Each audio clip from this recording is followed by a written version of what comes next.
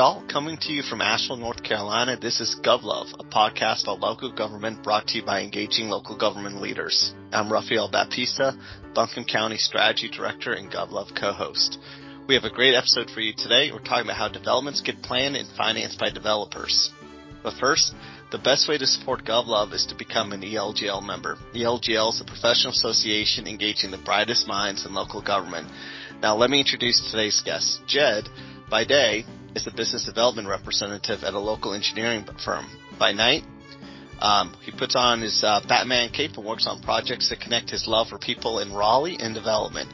He tweets about spaces and places at Oak City CRE and also creates and shares a weekly development newsletter through oakcitycre.com and hosts the Dirt NC podcast, which is all about the places and spaces in North Carolina and the people who make them awesome.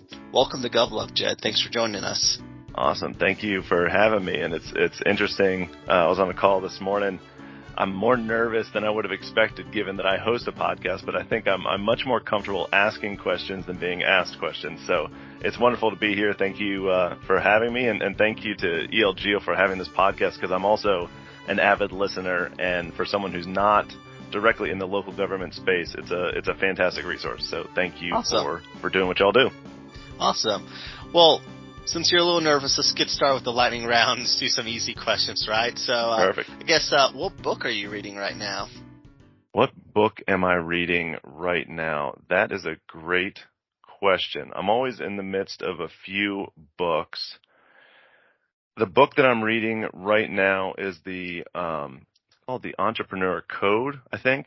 The Code of Entrepreneurship. It's all about bringing an entrepreneurial mindset to the business that you're in. So kind of being an entrepreneur. I tend to read, I'm very boring. I read nonfiction almost exclusively, and they're almost always either places and spaces books, real estate books, or business and marketing. So that's my go-to, but I'm always in the midst of a few, and that's what I'm currently reading. And then also reading a book about sales, team enablement. My day job is Withers Ravenel business development, and so I'm always thinking about sales. But that's the kind of stuff I read. So if anybody out there has any book recommendations, you can always let me know, because I love reading that kind of stuff. I'm also a nonfiction guy all the way, so I feel you there. What is the first music album that you ever bought? So I was anticipating this question a little bit. I mentioned that before we started recording, and I was thinking about it. And I don't know exactly. I remember the first CD, compact disc I was ever given was Live Throwing Copper. But then when it comes to the albums that I bought, the two that kept coming to mind were two that I don't think I'm personally cool enough to take credit for. So like just going out there for folks who know me or don't, I'm absolutely not cool enough to claim these as my first two. But the ones that were coming to mind were early 90s hip hop, and it was Crisscross and Arrested Development. I think Arrested Development was the first, and I don't remember if it was a CD or a disc or a cassette, but again, I have no idea as an 8 or 10-year-old kid how I even found out about Arrested Development, the band out of Atlanta, but that's the one that comes to mind. I distinctly remember listening to that in my parents' car on repeat. And again, it's like, if you look at me, you think there's no way Jed was that cool at 10 years old to be listening to Arrested Development. But I think that's my answer. All right. Sounds good. And where do you go for inspiration? That's a great question. For me, it's almost exclusively going on a walk. And that could be either in an urban setting or on a greenway. Raleigh and the Triangle has a ton of greenways, but somewhere outside and somewhere just walking. I mean, I find inspiration of all kinds on foot, and I think that's just a perfect speed to live if you can do it. And I get my best ideas walking, and it's always a great way to find a little bit of whimsy and wonder in the world, is just walking around. And if you're all about spaces and places, it's a great way to see some, right? It's the best. I mean, it never ceases to amaze me how I will see something that I've driven by 100 times, but when you walk, you just notice, and I don't know if it's the time or what it is, but the power of walking in the pedestrian experience is huge. And yes, for all of our issues, and challenges in the built environment, I think it's a great way to get exposure to that.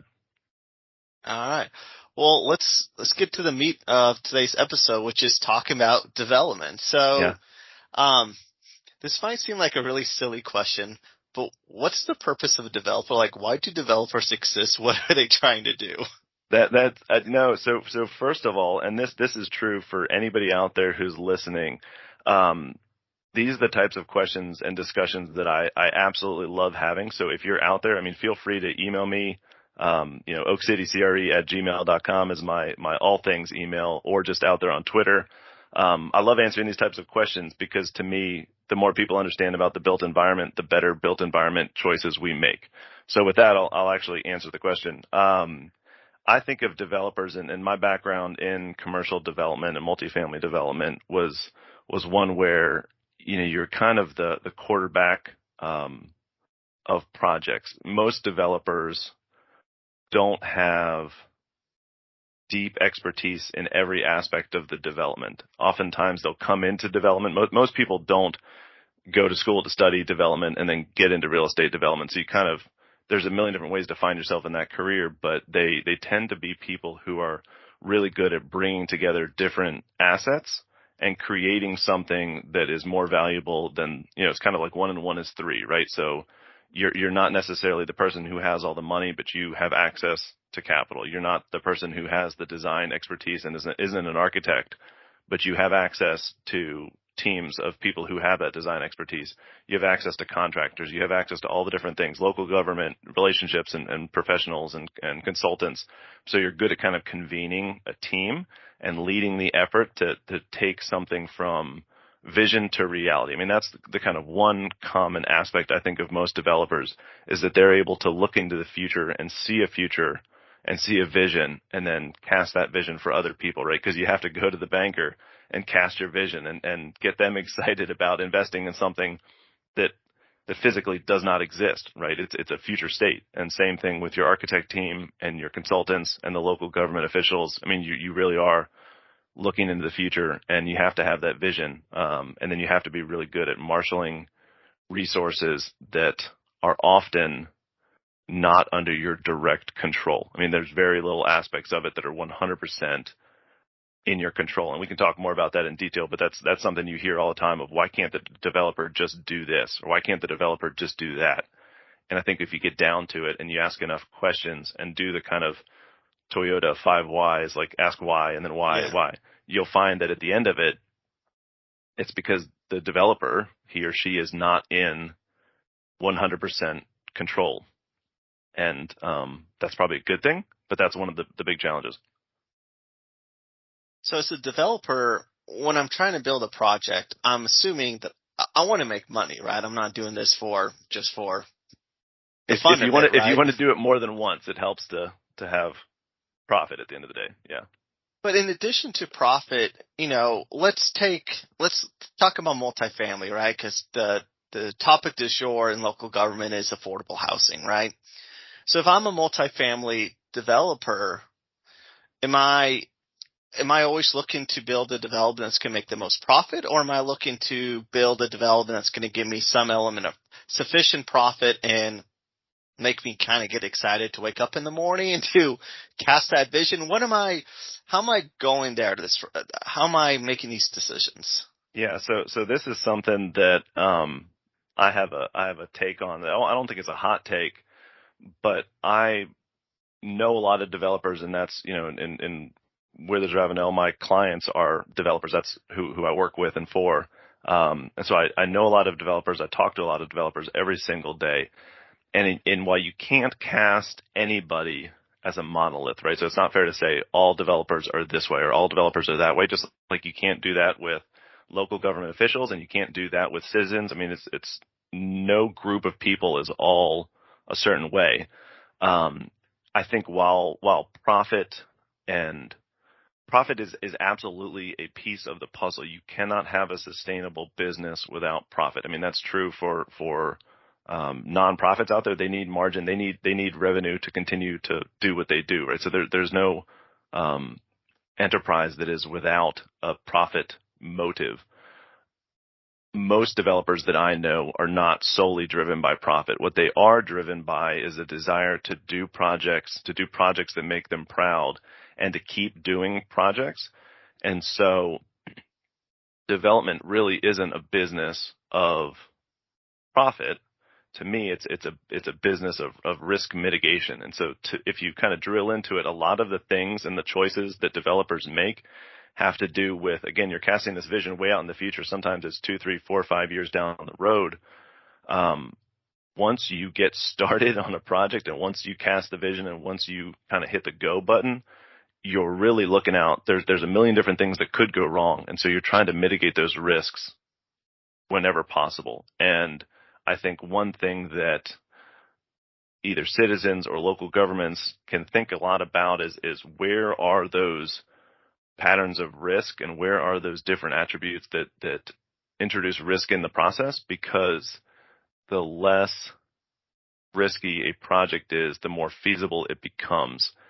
And also, for people who would argue that developers need to make less money, the lower the risk, the lower the required rate of return. And we can get into the whole financing question, but if there's a lot of risk in a project, the required rate of return goes up. So the margin that the developer and the team needs to make, that the investors need to make, only increases. And so if you're interested in affordability, there's kind of two levers that you can pull. And that's true. And again, not to oversimplify it, but the development is really a matter of cost times risk. And again, not to oversimplify it, but those are the two things that you're really concerned about. So there's the cost, and sometimes you can change costs and modify costs, and sometimes you can't. Again, it's not in your control. And then there's the risk. And so if you can't change cost, if you reduce risk, you can deliver a project at a lower price, which in housing is either a lower for sale price or a lower rent price. And that's kind of it. And so when you're thinking about projects and why they're not happening, I would think really long and hard about what are the cost inputs and what are the risk inputs, and are there ways to adjust levers to reduce input costs and reduce input risks, because that's kind of the name of the game. The end price is going to be heavily influenced by the cost and the risk. All right. So we got cost and risk, right? The Yep. two big levers you're trying to pull. So from my experience, I would venture a guess, and I say this partly because it also applies to me, even though I worked in economic development for a bit, working a lot with developers. That's how we got to know each other. You were in development. Yep. I was in economic development. We connected that way. But my guess would be a lot of local government professionals don't actually understand the developer's journey from I want to build a project to project opens. Yep. So I thought maybe we could just talk a little bit about that, right? So I'm a developer. I Yep. do multifamily. I guess my first question is, do I drive by and see a lot and like, ooh, I could build something nice, or do I have a vision and then I go look for it? What's the first step in kind of casting? How do I create my vision, right? Even before I sell it, so how do I create it for myself? So there's kind of two basic ideas when it comes to a project, and those are projects where you have a use looking for a site, or you have a site looking for a use, right? So Okay. in your case, you gave the example of you're a multifamily developer.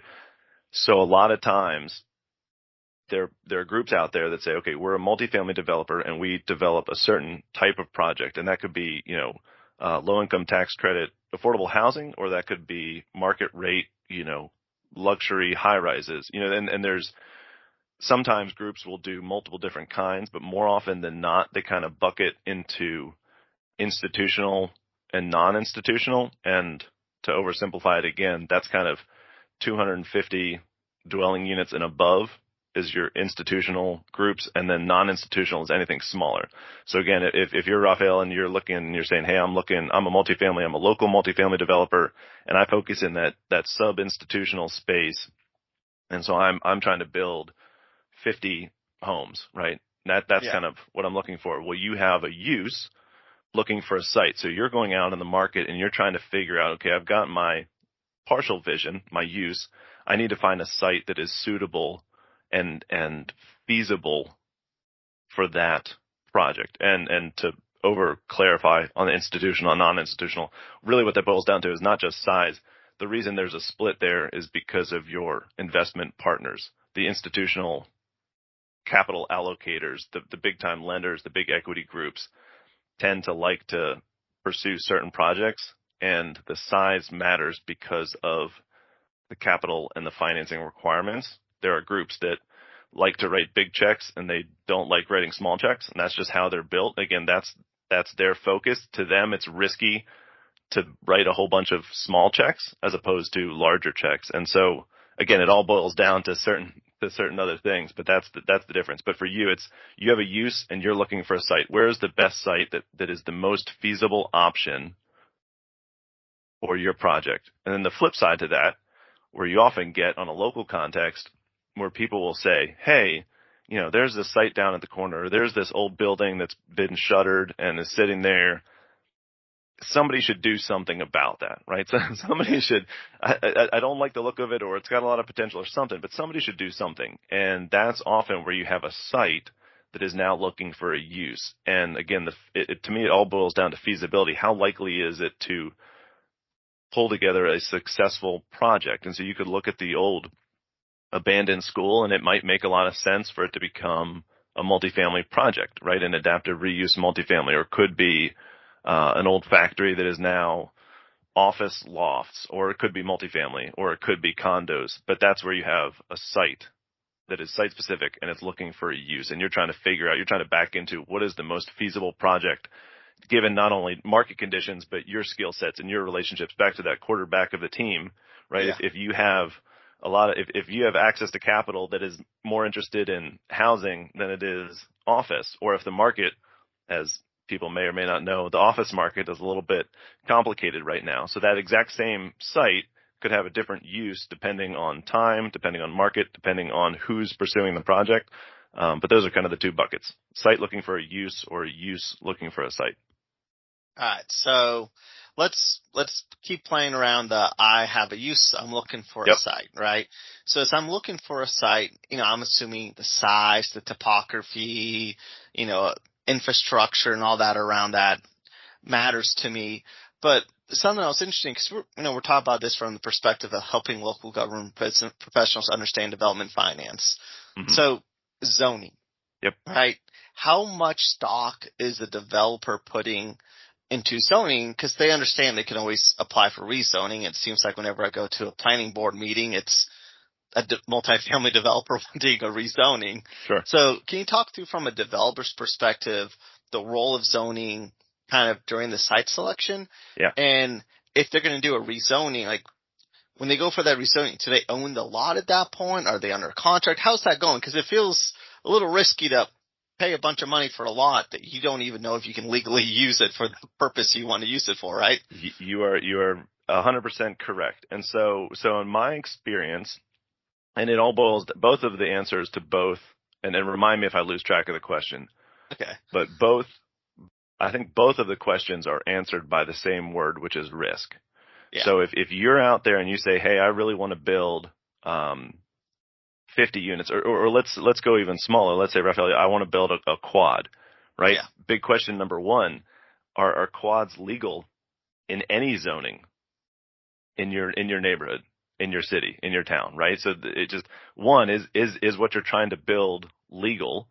That to me is a zoning question. And within that, then you come to a path of, okay, well, let's assume it is, or if it's a 50 unit multifamily project, okay, where is current zoning allow that multifamily? So that's a huge concern, because you then go from a map of 100% of a town to a much smaller percent where your zoning is applicable. So just again, from supply and demand, we don't have to be economists to know that if I'm going from 100% of an area to 2% of an area, or 10 or 20, you have you're not the only one looking to build multifamily housing. And so if you have a bunch of people competing for a small and limited resource, that's going to have impacts. So first and foremost, if you can build your project by right, that is the lowest risk way to pursue a project. And again, it goes back to that risk lever. That doesn't impact your costs necessarily. But most developers I know, when I was on the development side of the business, while I wasn't opposed to rezonings or variances or any of those tools in the tool, and they're there for a reason, that's an added lever. That's an added level of risk that I'm choosing to either introduce into my project or not. And so you've got to come up with your own calculus. And there are people out there who, by design, are looking to do less risky projects and just say, okay, I mean, there are groups that I know that they will not pursue a project if it has to be rezoned. That's just, they've decided it's too risky, we're not going to do it. And then there are other folks who are in the business of taking the time and effort and risk of going through a rezoning project to get a project approved. And then, once that's accomplished, they can now sell the site to somebody else who's in the development side. And so there's lots of different ways to approach it. But at the end of the day, a rezoning, a variance, is risk. And the more risk in a project, the higher the price needs to be for it to make sense, or to your second question, where it goes in the most, I won't say nobody, very few entrepreneurs and developers will purchase a site that doesn't have the entitlements that they need to build their project, right? Because if you're a developer, you're in the business of developing projects. And so what often happens is you will find, for your multifamily example, you will find a site that you think could work. You will get it under contract so that now I can't come in and buy it. You have, it's really an option to purchase, right? So you say, okay, I'm going to give the seller maybe some money up front to hold this property off the market, but I'm going to go under contract. And once we're under contract, then I'm going to go through, and if it needs to be rezoned, I will run through that rezoning process. And then I won't close. I won't actually own the property. The bank won't give me a loan for the project until all of the entitlements or as much of that risk is out of the process as I can get, right? So sometimes you can't get all the way through rezoning, but you can get some of the steps done. You know from the town that it's likely to happen. And so the more risk you reduce out of the process, the more likely you are to close. But so, yeah, it's very rare that somebody will buy a site and own it outright before making sure they can build the type of project they can build. So again, it comes down to this whole just risk idea. And if you are working in an environment that makes it really hard to accomplish the types of development that you want to see, most developers will choose a different path, right? If it's really, really hard and really challenging to build affordable housing in your community and there's a lot of risk, then developers aren't terribly incented to pursue those projects. It doesn't mean that they won't happen, but again, the more risk you add into a process, the harder it becomes and the more challenging it becomes. So I don't know if that answered your question, but you typically don't close on a site. And that has a lot of other dynamics as well,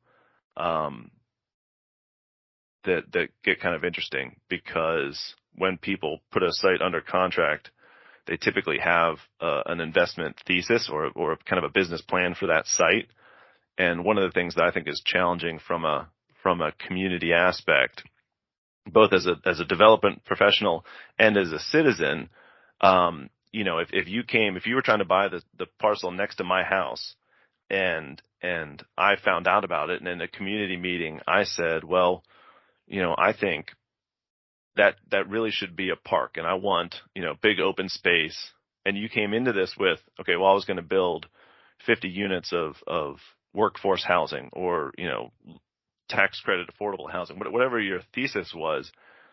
The more input you're not terribly incented to make a whole lot of changes to your project because of my next door neighbor input, because you have already theoretically, before you can put a project under contract, you went out to your investors, you went out to your partnership, and you kind of figured what you might be able to do.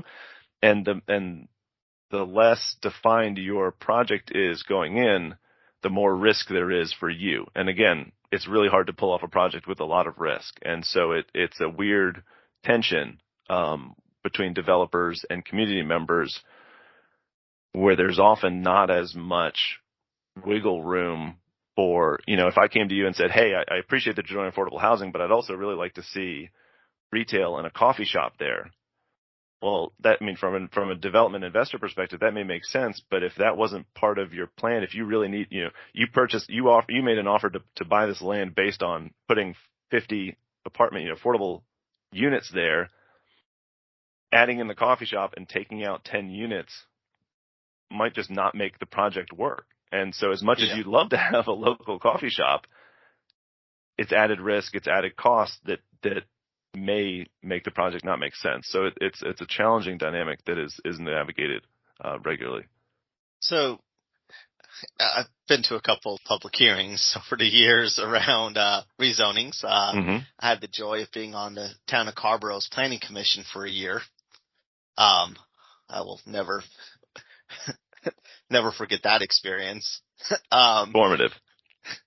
Very formative. Yes, Carborough is a very special community in terms of what the community wants from developers. But as we're going into this, there's always these requests, right? The developer has their investment thesis. They have their plan. They've kind of shared what their general plan is. And then the community, generally not a monolith, but generally the communities, they have things they want. Your elected governing body has things they want. If I'm the staff person kind of stuck in the middle of all this, right, I'm trying to help manage this project, not because I want it to happen or don't want it to happen, because it's my job to manage this rezoning period.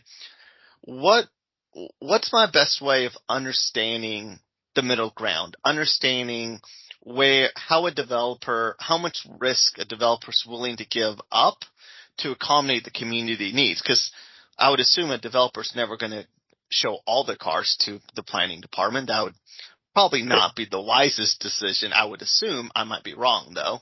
Well, I think one of the, I won't say unfortunate, but one of the challenging positions that a lot of communities find themselves in, and I mean community holistically, the citizens, the elected officials, the staff members, the development community, everybody. Because of the way we've set this up, there is a lot of what you just kind of hinted at. There's a lot of negotiation that needs to happen in order for projects to proceed.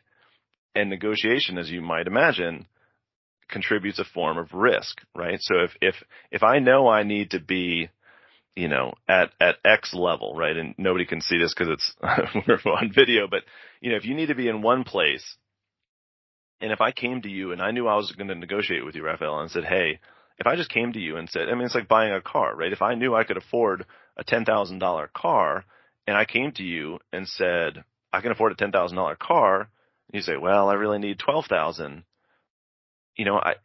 That negotiation is not going to go well if I lead with a full, transparent, this is my offer, this is all I can afford.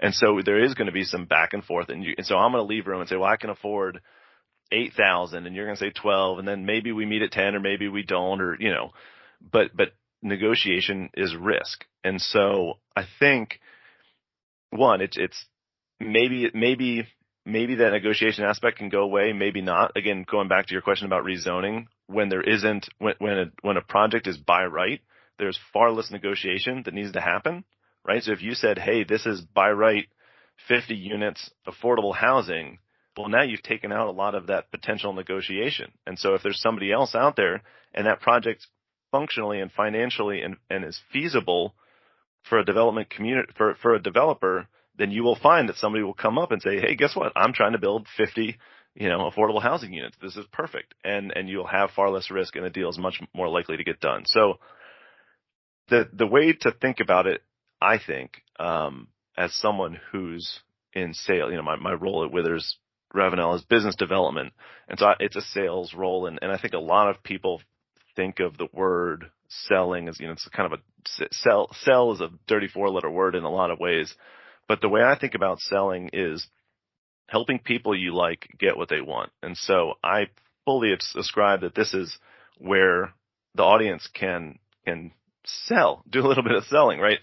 If you want to see a certain type of project, it behooves you, because again, the local governments aren't going to be building projects on their own typically. So they have a group of people that they want to attract, developers. They also have community members and stakeholders, and there's all sorts of groups.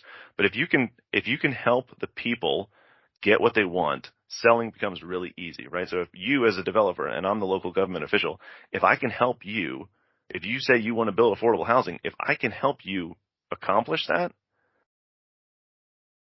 then we're on to something. And so then what I got to figure out is what is it that you, the local, affordable housing developer wants? Again, reduce cost, reduce risk are probably the two places to start. Then I got to think about what I want as a local community. What are the things that we need, right? We have certain codes we can't budge on.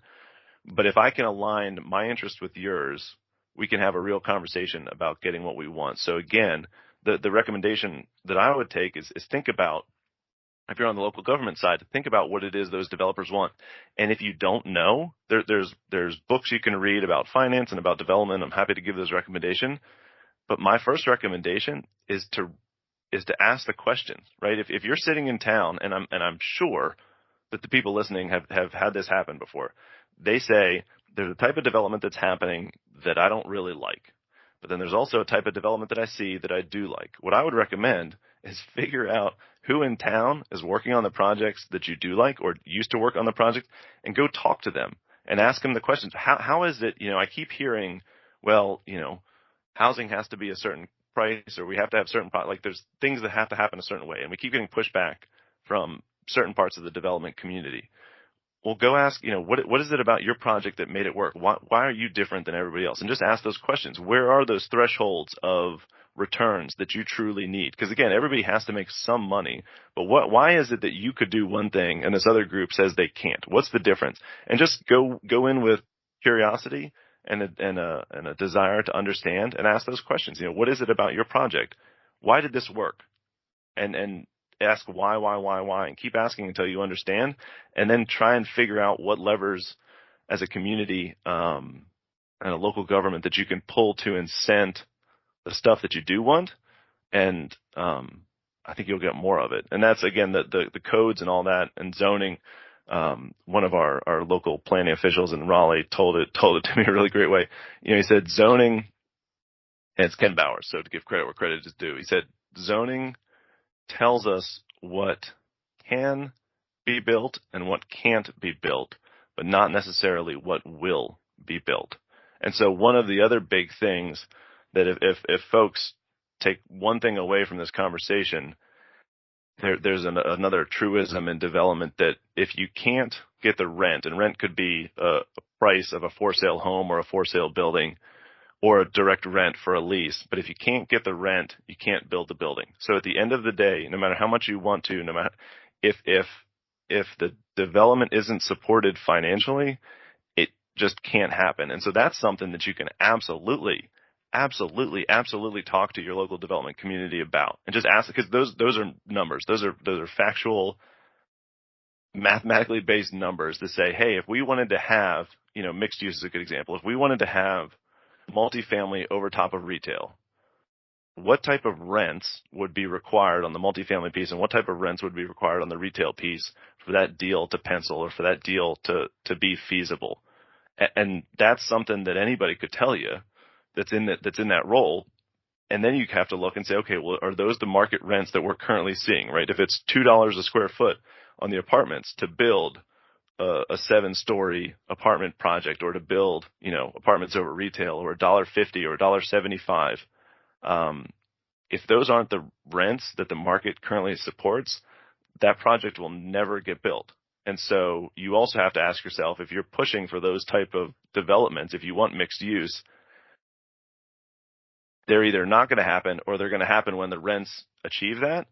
And then you got to ask yourself, well, do we want $2? I mean, do we want to live in a community where a 1,000 square foot apartment costs $2,000 a month? Because that's the number where the deals start to make sense. And we're pushing for this thing that's more expensive. And I see it all the time. Oh, we'd love to have this type of development. It's like, okay, well, that has a certain cost. Do you really truly want those costs? And if the answer is no, then you got to think of something else. And all types of development have kind of not a fixed cost, but there are established costs. A 2-story stick frame building is going to cost less than a 3-story stick frame building, which is going to cost less than a 5-story stick frame building, which is going to cost less than a 7, 8, 10-story steel and concrete building. And again, your local developers and your contractors could tell you pretty easily what those price ranges are and the required rents that it would take to actually pull off that type of development. And again, if you live in a community that doesn't support $2 multifamily rents, $2 a month per square foot is what I'm talking about, then it's very unlikely that even if you have zoning, you're not going to get a 8-story apartment complex. So going back to these two levers, right? Risk and cost. Mm-hmm. If I go to a developer and say, hey, I'll let you rezone, I'll let you build this, but in exchange, you got to promise me 5% of your units are affordable, 10% of the units are affordable, and I don't give you anything in exchange other than, here's permission to build. Mm-hmm. If I'm the developer, if I take that deal, I'm assuming that I'm not just going to say, okay, I'm just going to give up 10%, that difference between the market rate and affordable. I'm going to try to offset that somewhere, right? Because I got investors and I got my risk. What's my strategy for doing that? So yes, it's very rare. Back to cost and risk. There is a very well established over time amount of risk that an investor is willing to take. Again, so the riskier a deal is, riskier any investment is, it doesn't have to be real estate, but the more risk, the more required return, right? So if I'm going to give $1 to my cousin who is very trustworthy, that interest is going to be lower than if I give it to my other cousin who is not very trustworthy. So the riskier loan, the riskier investment has a higher required rate of return. And again, I think most people could kind of understand the logistics and the reasons for why.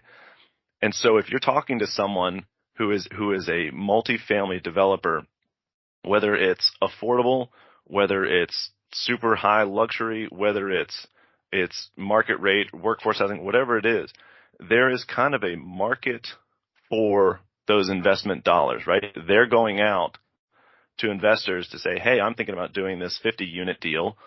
I want to borrow money. And the way they borrow money, be it equity, cash or a loan, the way they borrow that money is they have to pay for it. And they pay for it in a return. So the riskier the project, the higher those returns are. And that doesn't really change. And in fact, it may change, but let's just assume it doesn't change by the type of tenant, more so just the market, right? If you're building your multifamily project, Rafael, in a community that is losing population, that people are leaving, and you're trying to build the newest homes there, that's very, very risky, right? So if you go out to investors and they say, hey, well, I have the option to invest in Rafael's deal, or I have the option to invest in a deal in a town that's growing, well, I'm gonna go with the less risky option. So when all this boils down, it's not in the developer's control to decide, well, I'm going to make less money because I have to trade with this town to make some of these units affordable. That's not really a decision they get to make because they still have to go raise capital. So what happens is it's kind of this pass-through mechanism where if my project, if you're 50 units, let's say market rate is $1,500. I don't know if I can do the math. Is $1,500 per apartment per month. If we said, okay, well, 10 of those have to rent for $1,000 a month. Your project went from what's 50 times that's 700. Let me do some real quick math. So you went from 50 units times $1,500 a month is $75,000 in income. And there's going to be expenses. And again, your expenses on your below market apartments are probably going to be the same as your market rate apartments. So let's just say that you have $500 of expenses per apartment. So now you're looking at your net income which is NOI, net operating income, which is revenues minus expenses. These are fun terms to learn. But your market rate apartments went from $1,500 in revenue minus $500 expenses is $1,000 a month, excuse me, in net operating income. So that's $50,000. If you could go out to the investment community and say, hey, I've got this deal. It's going to be, it's going to be the best apartments in Asheville ever. We think we can get $1,500 a month in rent. Which gives us net operating income of $50,000 a month. If you have investors that are willing to accept that level of risk, again, they're looking at Asheville and they're saying, okay, well, we think it's growing. There's people that, the product that Rafael has put together, the conceptual designs, we think these will lease up.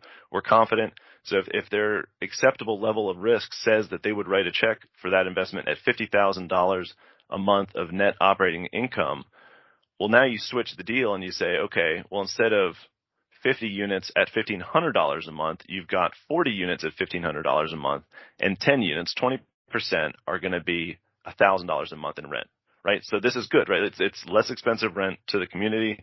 That is a positive, but what that does is that changes those numbers to now, instead of $50,000 in net operating income, you've got $40,000 from your market rate, and you've got $500 a piece for the 10 below market rent units, which is $45,000 a month. Which again, you're sitting there saying, well, Rafael was making $50,000 a month. Now he's making $45,000.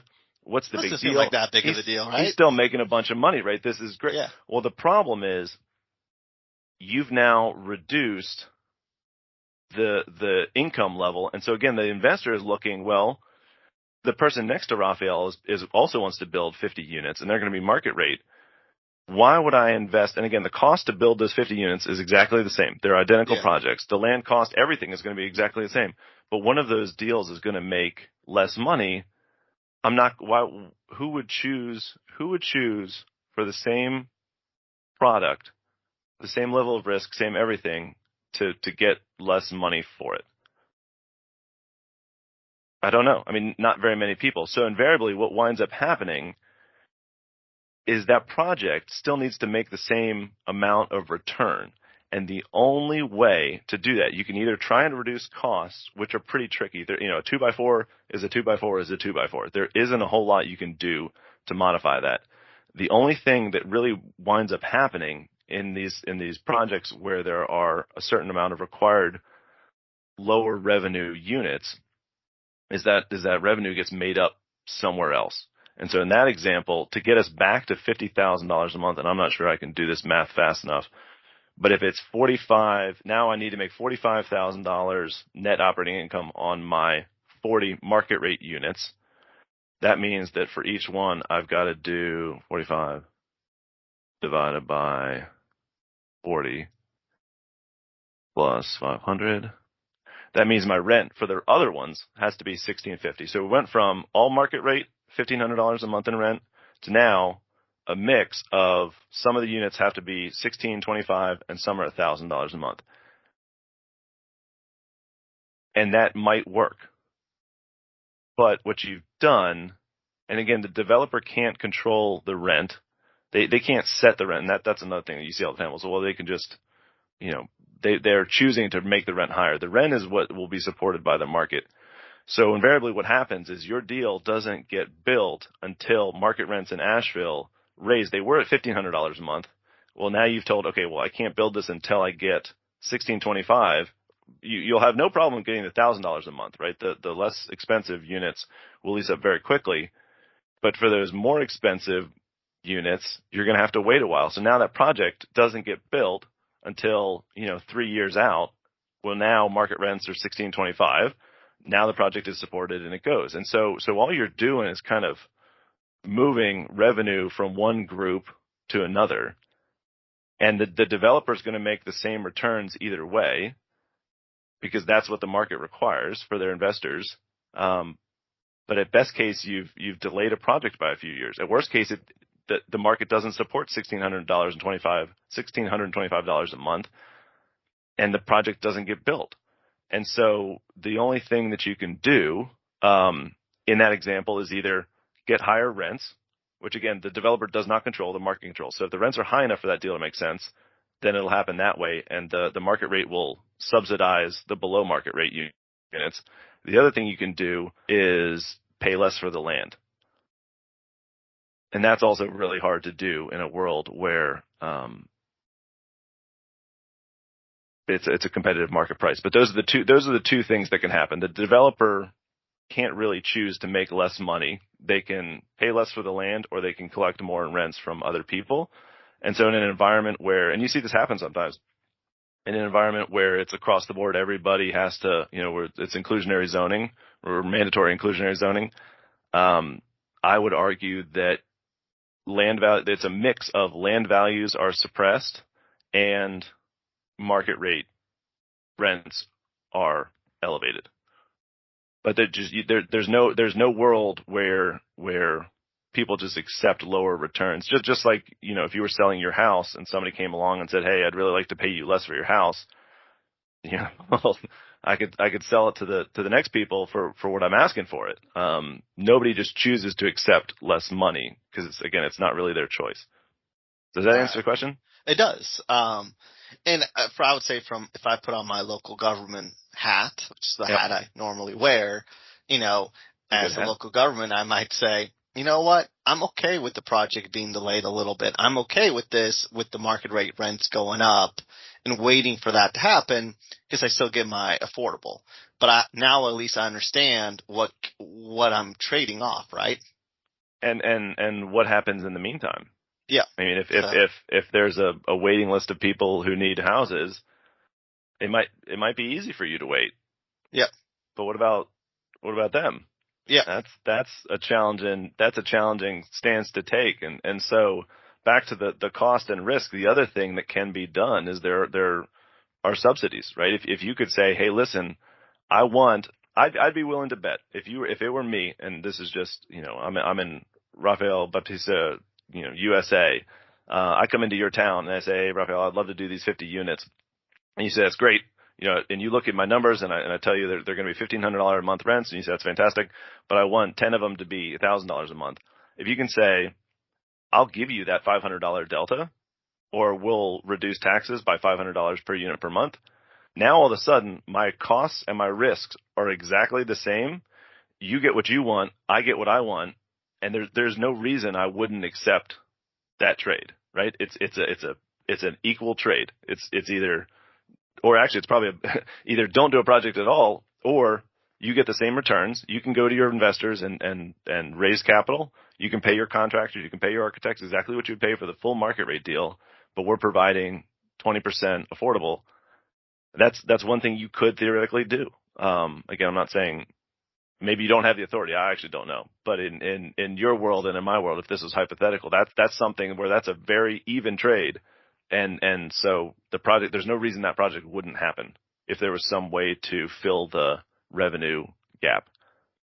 So I think this is a perfect time to jump in with, we asked people on LinkedIn to give us questions, right? Yeah. So a question we got, and I think this is the perfect time to say this, is beyond tax credits and grants, so your subsidies, right? What are some other things the local governments can do, put in place, offer to developers to help make affordable housing options more feasible or appealing to developers, right? Yeah. So if I look at those levers, outside of just giving you money or reducing how much money I'm going to take from you in the future from taxes, how can I reduce cost and or reduce risk for the developer to do affordable housing? I'll push back. You're not giving me money, to be sure. That money does not go in the developer's pocket. It goes to pay for all of the things that need to happen to create that housing.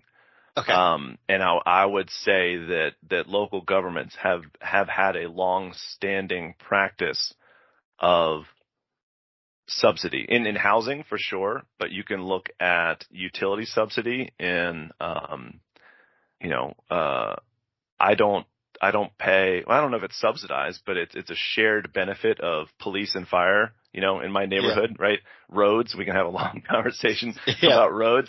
We can have a very long conversation, which I won't even get up on my soapbox, but about subsidized and free parking on main streets, right? I mean, so, and again, I think the audience is probably familiar with a lot of these ideas, but there is an extra sensitivity to financial subsidy for housing, which I think is not right or wrong, but it's something to consider. But absolutely, Yeah. I'll push back on it. This is if there's a subsidized project, that check doesn't go to John or Jane Q developer, right? It's not like, Yeah. okay, because if that subsidy didn't exist, the project wouldn't exist. And again, that I would argue they're not making more money. They're just able to provide the housing that arguably the community wants and or needs. So to answer your question, what can be done? There are again, it boils down to risk and cost. And if we're taking direct financial subsidy off of the table in the form of rental subsidy or vouchers or tax benefits or modifying those, you could look at the risk component and some of those contributing factors to risk we've already talked about, right? So zoning, is there adequate and ample zoning for the types of projects that you seek? Again, be they small scale retail, be they for sale housing, be they whatever it is, look at your local codes and determine is there enough by right land available for these projects, or a lot of places are having discussions around missing middle housing, right? Is that product type even legal? And if so, how much of your town or municipality is it legal? So that's one risk component, is just the zoning. Another risk component that's outside of zoning, and you're seeing in some municipalities, is this idea of either streamlined processes or pre-approved plans, right? So if I have to come in and get a site plan approved, and then I have to get a building plan approved, and all these things, again, there's a process in place, but there is risk and cost associated. And sometimes it's a fee for a site plan approval, but that's not the cost that I would argue is material, right? Taking away a few $1,000 fee isn't going to make or break a project. But if you look at your timelines, right, and getting approval, I just read in a report recently, I think the national average for garden style, 2 and 3 story walk up apartment projects, the average duration of construction and delivery, so from start to finish, is I think it was 722 days for 2 and 3 story walk up apartments and 760 something days for 5-story garden style, deck wrap projects or structured parking projects. That's a lot of days of paying interest on a construction loan. Bingo. And can the projects afford it? They're getting built. So yes, but if you can reduce that financing cost, and again, that's the local municipality isn't changing the interest rate that they're paying to the bank. But what they're doing is saying, hey, listen, for this type of project, we've figured out a way to bring that time, that approval time, your entitlement time. Again, we can't do anything about construction. That is what it is. But could we decrease inspection times? Could we decrease approval times? Could we have, and I know they do this in Raleigh, and I think they're doing more of it, but there are pre-approved plans that say, if you pick from this shelf of accessory dwelling unit plans, they're just approved. There is no, so you're taking away that time. And again, time is money, which is an old cliche, but it's also risk. I mean, think about all the different things that have changed in the last 3 years, 6 months. So again, if Rafael, you're going out there into the world and you're saying, hey, I think in 2.5 years, I can get $1,600 in rent for my project. Well, the faster you can deliver that, the less risk you have, because again, the world changes at the blink of an eye, and that's a large component of risk that you're taking on. So if you can't adjust cost, adjust risk. But from a cost perspective, there are also other levers that you can pull of making sure your code requirements meet community requirements without excessive costs. So if there are costs that can be addressed in the entitlement or construction process, I would argue those savings can be, not necessarily will be, but can be passed through to the end user, the homeowner, the tenant, And those are the two things I would focus on. And if you're short of ideas on what are those levers to pull in the cost and risk department, ask your local developers. I guarantee you they've got ideas, and they will absolutely tell you what are the hurdles, what are the roadblocks that are impacting their deals. And again, if there are certain developers you don't like, don't talk to them. Go talk to the ones that you do like, or talk to the ones that are building projects that you find exciting and interesting. Because in my job, I talk to people all the time, and I have never found out. This is I'm actually sure how we met. I reached out to just say, hey, I'm interested to hear what you guys are doing in economic development, right? Nobody hates getting a phone call from somebody who's interested in the work that they do and is genuinely curious. And so again, if you flip the script and you reach out to a developer and say, hey, I'm interested in the work that you're doing and learning more, I'd be shocked if somebody says no to that request. Yeah, it's interesting. I was just kind of, as you were talking, I was thinking back on my time in economic development, and my role was to help small businesses and the sub-institutional developers interact with the city. Yep. And I remember a developer would cold call me for one of two reasons. One reason was what you did, which was, hey, I just want to learn what you all are doing. I want to learn all that, and developing a relationship and a partnership. Yep. And those were always the fun calls. The second type of call I got was, the developer who was frustrated with the city. They felt that the city had, made their development much harder.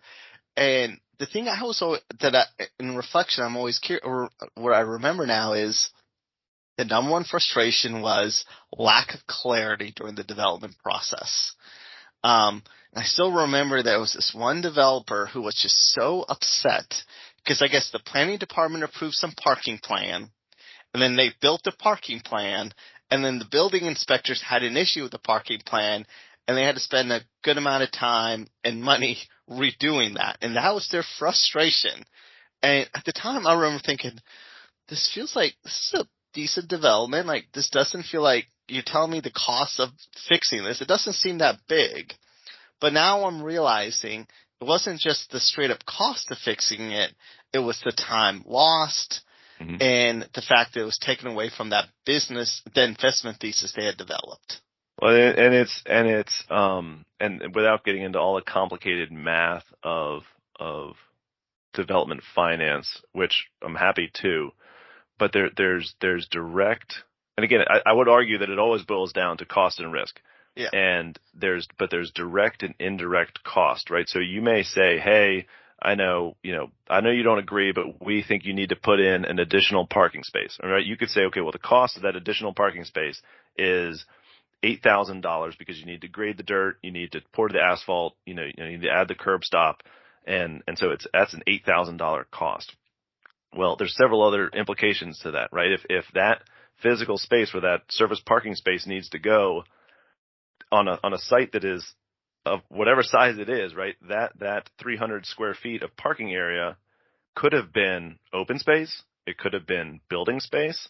And so that $8,000 cost for the parking space, if it takes away 300 square feet of building, and the 300 square feet of building is worth $400 a square foot, the concern isn't about the $8,000 for the parking. It's that rentable area that you've now lost, or that tree that you can't keep where you want it because of the cost. Then there's also the whole idea of, well, we were supposed to open up on, December 1st, and we have a lease with a tenant that says we're going to open up on December 1st, and we just found out 2 months in advance of our opening day that we're changing this plan. So yeah, we're spending $8,000, and yeah, we lost some building space. That's fine.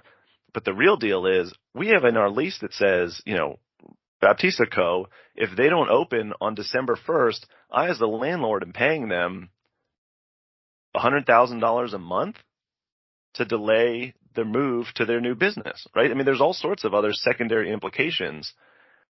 And again, it's rarely the direct costs and risk, but they just kind of balloon into all sorts of other implications, not to mention even just like the interpersonal and emotional implications of, I was hired as the team leader for this development project, and I've got investors, and I've got and I've got tenants that are all depending on me, and I look like a fool because I said I knew what I was doing, And then they're saying, well, why aren't we open? Oh, well, you didn't know that you needed to have that parking. How could you not know that? I mean, there's all sorts of implications. But you're absolutely right. The frustration comes down to risk and cost. And again, the less clear the plans are, the less clear the documents are. Because again, you're reading this document and I'm reading it, and I interpret it one way and you interpret it another way. That's going to create a pretty major problem. And at the end of the day, I'm going to need to do as a developer whatever it is the town says needs to be done, because I, at the end of the day, am highly, highly incented to open my building on time.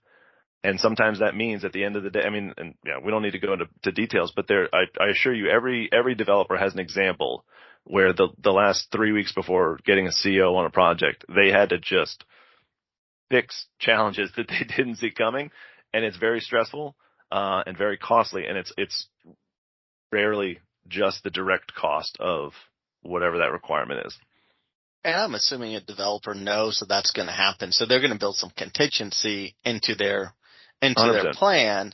So, you know, I'm not going to say pat, because they're going to actually pay that cost, but that's something they know, and they keep that in mind when they're doing discussions and negotiations with local government around giving up affordable housing, right? And things like that. There's again, there's the negotiation aspect of contingency, but then there's just always the real life. Like, you don't know if you're developing on a site, you can do geotechnical analysis and they can do drilling and they can say there's no rock, and then you hit rock, or you can find, you know, a buried oil tank that you just didn't see coming, right? That's a $150,000 fix that you didn't know about, right? So there's always risk, and risk is the name. This is a risk business. But at the end of the day, you can have, you know, if you said for your 50 unit building, it's, I don't know, call it $25 million, $20 million overall construction. If you're building extra padding and contingency into that project, you could say, okay, well, I don't know what I'm doing. I'm new at this. I'm going to build a $5 million contingency, right? That's 20% of your project cost. So from $20 million of construction, you've got, your budget is $25 million. That gives you plenty of contingency. You're going to be able to fix all problems as they come up. The lack of clarity with the town isn't really an issue, because you can fix you got enough money to throw at it. The problem is, in order to do that, you're going to have to either go to the bank and ask for a much larger loan, so you're going to have to pay directly for it, or you're going to have to offer, and this is more likely the case, because of your costs went up, right? For your project, went from 20 to 25. You're going to have to make, back to the subsidized rent conversation, you have to make that cost up somewhere. So you're going to offer less on the land, right? Because you can't change the cost of the physical building. The higher your contingency is, the higher your overall costs are, and they've got to be made up somewhere. And so one place to make that up is the cost of the land. So if you offer the seller less land than somebody else does, do you get the opportunity to build that project? That's a question. Probably not. You don't. You don't get the land under contract, and so because that landowner, that land person who owns the land, they also are trying to make some money too, right? It's the market, right? It's the market value of the land, and so you're not going to get the opportunity. So now you're saying, okay, well, since I can't do a $5 million, then you start to whittle it down. How much contingency can I build in? Again, it comes down to risk. How much risk am I willing to accept? Not to make myself comfortable, because you're never going to be fully comfortable. You're never going to have all your risks covered. But how much risk am I willing to accept and take on and still get the project off the ground? And that's the tension that you're always struggling with. And anyway, that reminded me of another benefit, a lever you can pull. If in a world where you're offering on a parcel of land to build 50 market rate units, and I'm competing with you, and I'm the one trying to do affordable, if the town says, hey, this is acceptable, if this is market rate multifamily, you can build 50, homes. But if it's got an affordable component, you can build 100. If 50 of them are affordable, and what that does is that takes it's not a negotiation between me and the town. It's established by right. If you're doing market rate, you can do 50. If you're doing affordable, you can do 100, and 50 of them have to be affordable. In a world where the numbers add up, that air quotes free land makes up that difference, then that's a deal that could actually get done. But I think you got to look at your local land costs and talk to your local development community. How much of a subsidy? And again, I don't know if that counts as a direct subsidy or not, but it's a density bonus. But how much of a bonus would you need to make up for that lost and reduced revenue? And sometimes, if the land is expensive enough, having the additional unit count can make up for it. But in a world where land is, call it, I don't know, $1 million an acre, and you can build 10 units per acre, that's $100,000 per dwelling unit. Even if you gave away, said, okay, you can build as many affordable units as you want. If you're giving a subsidy of $100 or $100,000, but the subsidy required to make the numbers work out is $150, it's not enough. I mean, it's still a great subsidy, but it's not enough to make the numbers balance. And if they don't balance, the deal doesn't get done. So again, but those are just factual things that you can look at. What is your land cost? What is the cost of building a unit? How much subsidy is required, either on the rental front or on the cost front? But if I can reduce your overall cost by $50,000 a dwelling unit, does that make the numbers work? And if the answer is yes, then I think you'll see more of that. And if the answer is no, I think you'll see less of it.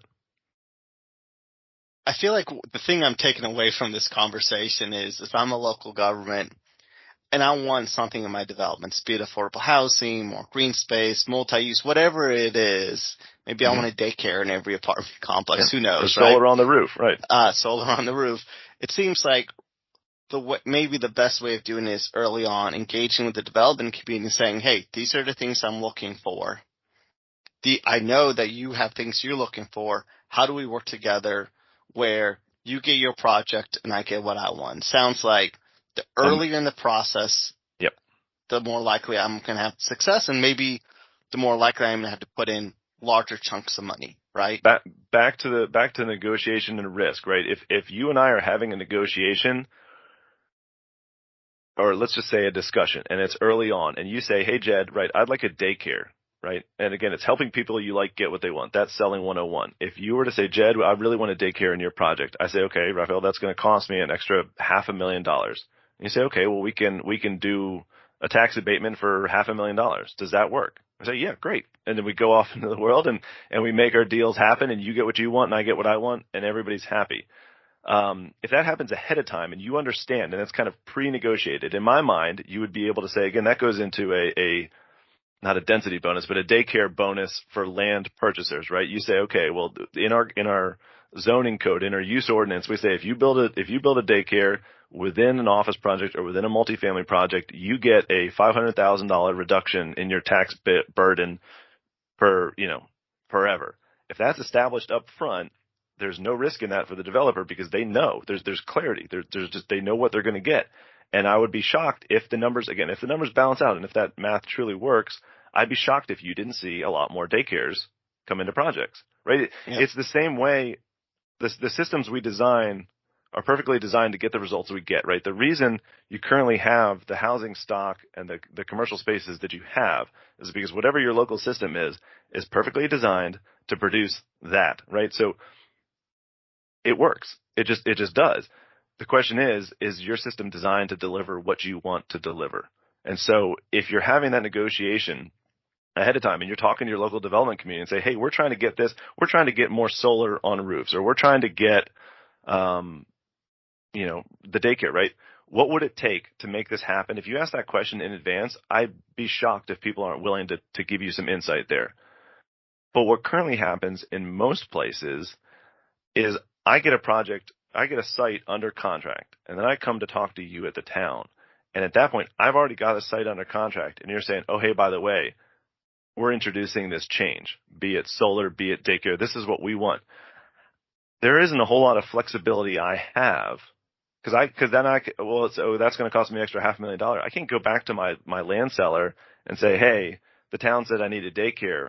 Instead of offering you $1 million, I'm going to offer you $500,000. I mean, I can say that, but I'll leave it up to your imagination to guess what the seller is going to say back.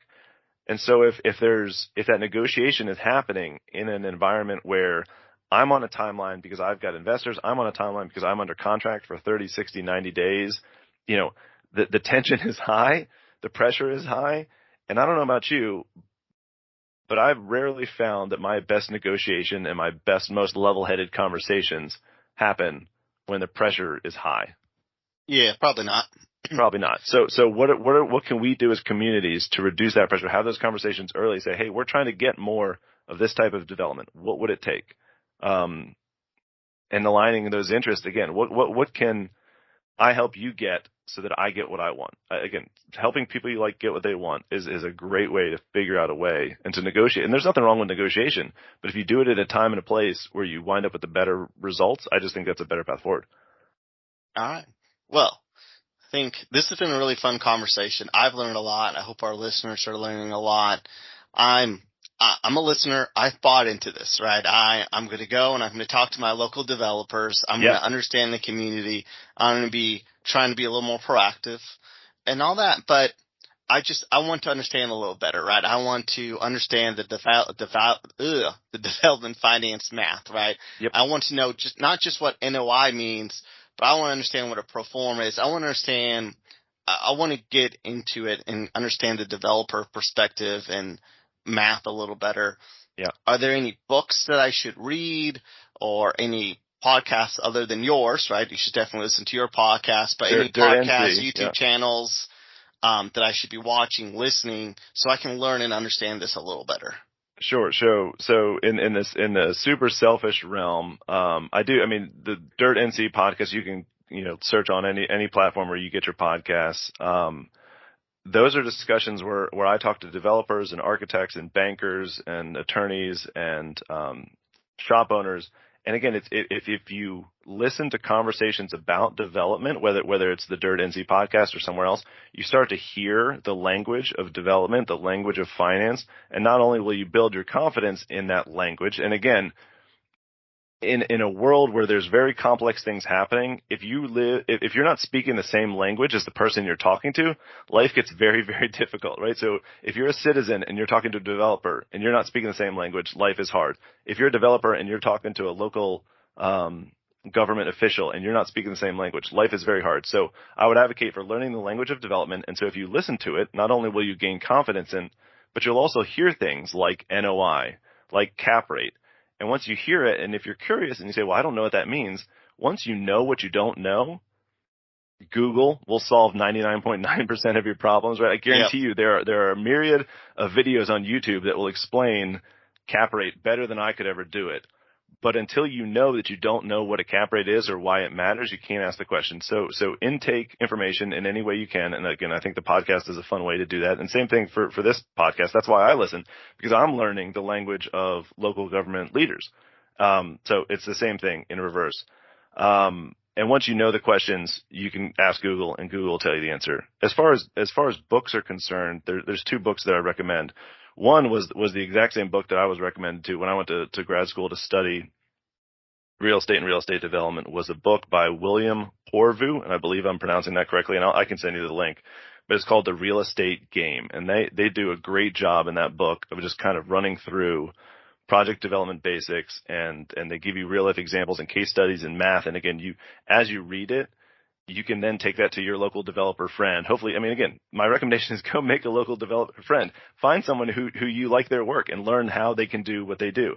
But William Porvu's The Real Estate Game is one example. And then Ben Stevens is a local developer here in Raleigh, actually, who wrote a book called Birth of a Building. And that I think also does an exceptional job of walking through the basics. And it's kind of like the birth of a human, but it's birth of a, so it walks through all the phases and again gives you that basic language and basic understanding of the language of development. And if you can speak the language of development as you're talking to your development community, as you're talking to your other local leaders, I think that gives you such a leg up in not only having effective conversations, but also building trust, building bonds, and then giving yourself a position to have those questions, ask those questions and say, listen, I understand you don't want to build affordable housing, but that's what we want. That's what we need. How can we align our interests to make that happen? And again, I don't know why I said I don't think most developers don't want to build affordable housing. They're in the business they're in to again, make their communities better. I just think we've set up systems that make those choices too risky and too costly. And again, I don't know anybody that chooses the riskier path and chooses the more costly path. And so let's figure out a way to get those interests aligned. But those are my two recommendations: Real Estate Game by William Porvu and Birth of a Building by Ben Stevens. Yeah. And the old adage, right? Low risk, low reward, high risk, high reward, right? And there's yes. But again, you can also, if you're trying to get the same reward and you can do it with lower risk, that's an option that's going to be taken. Yeah. So why require high risk if it can be avoided? One final recommendation, and this is selfish, and if you're on Twitter, if you send a message to me at Oak City CRE, I think these conversations are also really great to have publicly, because again, I guarantee there's people listening that have questions that are similar to yours. So if you're the person to ask it, then other people can learn from that as well. And I like having these discussions in public.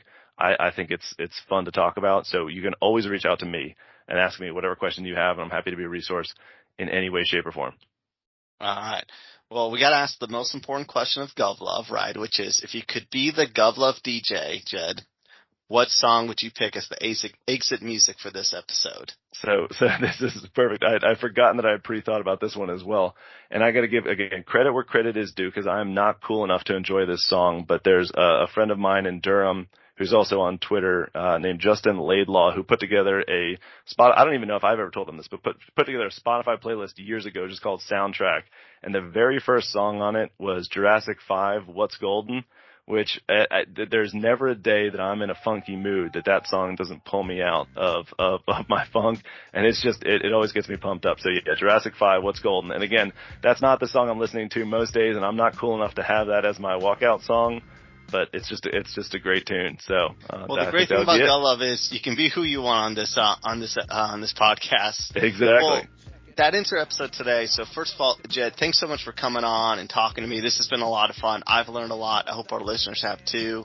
And just a reminder, folks, that GovLove is brought to you by ELGL, and the best way to support ELGL is to become a GovLove member.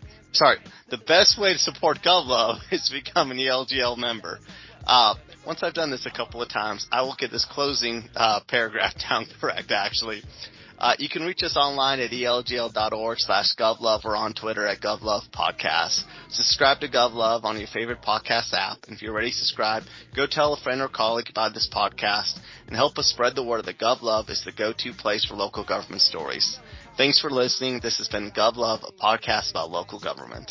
No name, huge fame, strictly new to the thing. We stay true to the game and never bring it to shame. We tight like dreadlocks, a red fox and ripple. We pass participles and smash the artist in you. The saga continues. This I won't get into, cause there ain't enough bars to hold the drama that we've been through. Yo, we're still the same with the little fame, a little